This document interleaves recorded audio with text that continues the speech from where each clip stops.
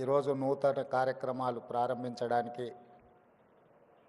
నాతో పాటు నల్గొండ పార్లమెంట్ సభ్యులు రఘువీరెడ్డి గారిని, పరకాల శాసనసభ్యులు రేవూరు ప్రకాష్ రెడ్డి గారిని, IT and industry special chief secretary Sanjay Kumar గారిని, ఇండస్ట్రీస్ మేనేజింగ్ డైరెక్టర్ గుర్రం మల్సూర్ గారిని, సెర్ప్ అండ్ మెప్మా అధికారి దివ్య రాజేంద్రన్ గారిని, అదేవిధంగా తెలంగాణ రాష్ట్ర నలుమూలల నుంచి మా మహిళా సోదరీమణులందరినీ కూడా ఆహ్వానించి ఇంత మంచి కార్యక్రమాన్ని ఏర్పాటు చేసిన వీహబ్ నిర్వాహకులకు మనస్ఫూర్తిగా నేను అభినందనలు తెలియజేస్తున్నాను.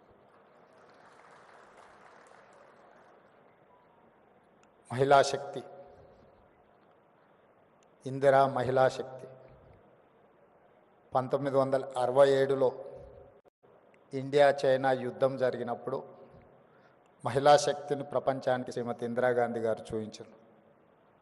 1971లో పాకిస్తాన్తో యుద్ధం జరిగినప్పుడు శ్రీమతి ఇందిరాగాంధీ గారు మహిళా శక్తిని ప్రపంచానికి నిరూపించారు. స్వతంత్రం వచ్చిన తర్వాత జరిగిన యుద్ధాలలో ఈ దేశాన్ని గెలిపించిన శక్తి మహిళా శక్తి. మహిళా శక్తిని ఎప్పుడు కూడా మా పార్టీ, మా ప్రభుత్వం తక్కువ అంచనా వేయలేదు. సుదీర్ఘమైన కాంగ్రెస్ పార్టీ అధ్యక్షురాలుగా శ్రీమతి సోనియా గాంధీ గారు బాధ్యతను నెరవేర్చి 10 సంవత్సరాలు యూపీఏ 1, యూపీఏ 2 ప్రభుత్వాలను తీసుకురావడమే కాకుండా right to education act, right to information act, food security act ఇలాంటి అత్యంత పారదర్శకమైన చట్టాలను శ్రీమతి సోనియా గాంధీ గారు తీసుకొచ్చి మహిళల యొక్క శక్తిని నిరూపించి మహిళలే ఈ దేశానికి ఆదర్శం, మహిళా శక్తి అండగా నిలబడితే ఈ దేశం అభివృద్ధి పదం వైపు నడుస్తుంది అని చెప్పి నిరూపించిన పార్టీ ప్రభుత్వం కాంగ్రెస్ పార్టీ, మా ప్రభుత్వం. ఈరోజు కూడా మా ప్రభుత్వం ఏర్పాటు చేసిన తర్వాత అప్పటి వరకు నిర్లక్ష్యానికి లోనైన స్వయం సహాయక సంఘాలను ఆర్థికంగా నిలబెట్టాలి. మహిళ ఆర్థికంగా నిలబడితే, ఒక్క మహిళ ఆర్థికంగా నిలబడితే ఆ కుటుంబాన్ని పూర్తి స్థాయిలో ఆర్థికంగా నిలబెడుతుంది.